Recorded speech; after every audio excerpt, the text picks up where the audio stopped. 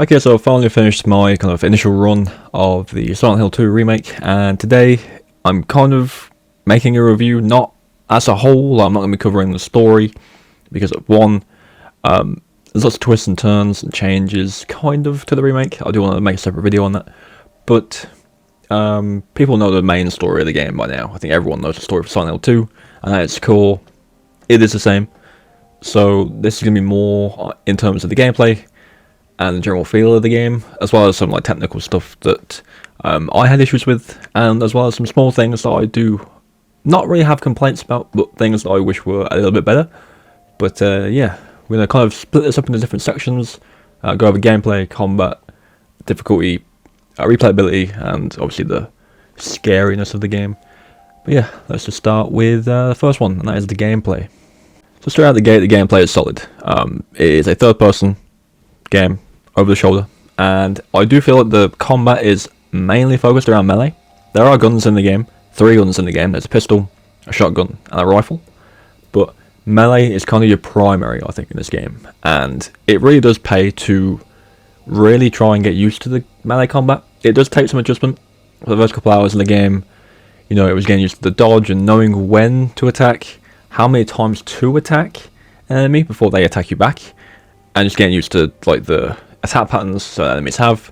And once you get that down, the melee feels very rewarding to do, and it does feel quite smooth. At first I was a bit concerned with it being like a dodge and the melee system, kind of from initial like gameplay trailers and stuff. A lot of the concern mainly came from the Callisto Protocol, because that game has weird dodge and melee mechanics, but this game feels a hell of a lot better than that, and yeah, definitely a melee focused game.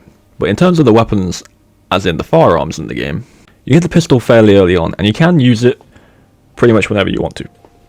However, for the most part, I didn't really use the guns. I used the guns in boss fights, I used the guns occasionally, and I mainly use the guns when you get to the hospital section, because the nurse enemies are a bit more tanky from melee, they have more combos, they're quicker, so it's better just to deal with them with a weapon that isn't a pipe.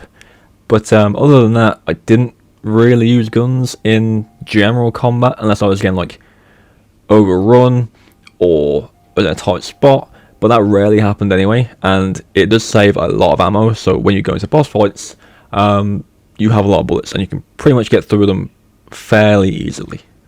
In terms of boss fights, I'm not really going to go into too much depth with the boss fights, but it's like any other game of this type. The boss fights aren't really all that. Not a complaint, that's just how they are in these type of games. It's literally just shoot them until they die. There's no gimmick, there's no kind of method, it's just avoid attacks, shoot the boss, they'll die eventually. Very survival horror at its core with bosses, so not much to say about that. Okay, so this is where I kind of want to deviate a little bit into a slight complaint I had with the game. Now, I play a lot of survival horror games, so this could be different for different people of different experiences, but you have 2 difficulty options in this game. You can change the combat separately, and you can change the puzzles separately. On a first run, like with any game I play, I always go standard. So both difficulty options for me were set to standard, okay? Puzzles were a mix of really simple and taking a bit of thought. I think it was too difficult if you really paid attention to it, but there's a lot of items to find, there's a lot of things to bring back to certain spots. I like that about it, and the puzzles, yeah, some of them take a bit of thought, some of them are pretty straightforward. I'd imagine that will change on hard. I'm yet to play the game on hard, but on standard, in terms of the difficulty of combat and general gameplay, it isn't it. It's way too easy for me. Again, that could be different for other people, but to be quite honest, I didn't die once on my first playthrough, at all, and I had so many healing items, because there's so many to pick up, whether that's drinks or syringes. You carry so much, and because there's no limited inventory, you hold them all, and I never felt in danger once. I did get hit in boss fights to like 1 hit before, but it was literally no concern. It's literally just time to dodge, get that window and heal, and you're fine. And I had so many heals, so I think standard was a bit too easy. I know it's not meant to be hard, it's just the normal gameplay mode, but it kind of just was a bit like there was no stakes, there was no threat from enemies. But again, that could change from person to person. I'm yet to play on hard.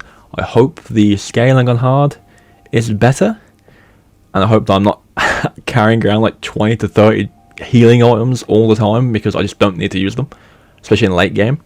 But yeah, that's a small complaint from me from in terms of like the gameplay. Okay, so moving on from gameplay, we have like atmosphere and horror and stuff. So straight out the gate, I've seen a lot of people saying this game is really terrifying, and in a way it is, and in a way it isn't. So I'm going to use Resident Evil 7 as the comparison. So if you look at Resident Evil 7, it's a lot of brief, high-tension moments with enemies jumping out and creepy things happening, and then it kind of goes back to its formula of searching around the area, finding items, and carrying on with the game. It has those brief bursts, like the Jack pursuing you areas, or the Marguerite boss fight, or the opening with Mid, like chasing you and cutting your arm off and stuff like that. It's high intensity, and it's over, right? So yeah, it is. When I first played through, Resident Evil 7 is quite scary, no doubt. But Silent Hill does it very differently. At least that's what I would say.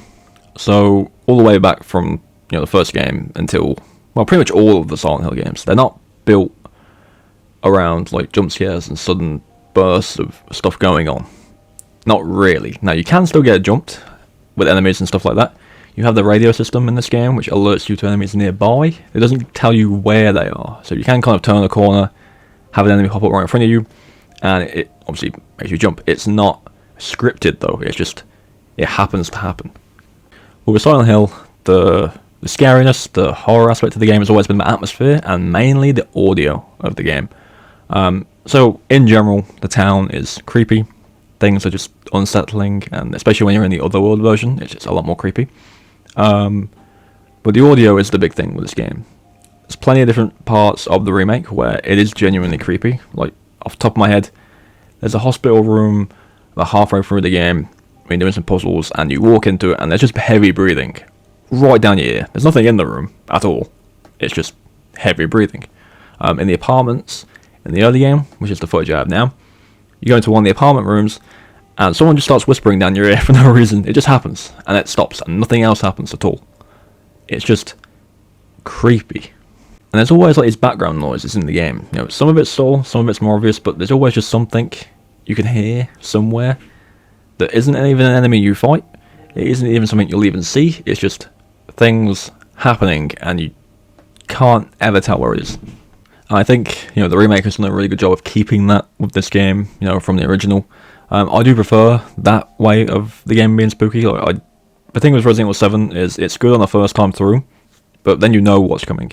Like, you expect it, and it's just there. With this game, it's always just creepy. There are certain things that you just know are going to happen, like when you go into that room and the whispering happens, or you go into a different room and the breathing happens. They're still there, but you can always pick up on stuff you can hear in the background that you didn't hear before, and that's much better. Especially when you hear things and see things, but nothing actually happens. That's always much better than the build up to nothing. One of the things this game does that's actually quite funny is that with the radio, it will start buzzing like crazy, and you turn the corner, you can't find any enemies, and then it will just be like a cockroach, and you squash it, and it stops. So yeah, overall I'd say the horror is more atmospheric, rather than like in your face, constantly jumping you and stuff like that. But moving on from there, we have replayability. So this game has multiple endings, a lot of endings actually, and most of them are from the original, with 2 new ones. So that does encourage reruns and doing things differently and stuff like that. It does have New Game Plus with additional items, and it's got your achievements that most games usually have nowadays, like speedrunning, completing the game using like certain weapons or doing things in certain ways, and then collectibles and stuff like that. It doesn't have like additional like costumes and stuff like most other horror games would do. Whether that's coming later down the line or not, I don't know. Whether there's DLC coming for this game, I don't know, but I'll have to wait and see on that. But there is plenty to do replayability wise, which is good. And then finally, in terms of performance for the game, briefly, I had one crash near the end of the game. It was in the hotel, in the basement. I picked up a key, and the game crashed immediately. But other than that, it was fine, didn't crash once. A few frame issues near the start and in the town itself, but nothing crazy. I'm sure that'll get fixed out. It's not really unexpected from a launch, but the game's only been out a week, so give it time. I'm sure that'll be ironed out. But yeah, that's my initial thoughts on the game so far. I will be making more videos, streaming the game more, and kind of bringing more Silent Hill in general to my channel, so keep an eye out for that. Leave your thoughts on the game down below. If you have anything different to me, do let me know. And as always, I'll catch you guys in the next one.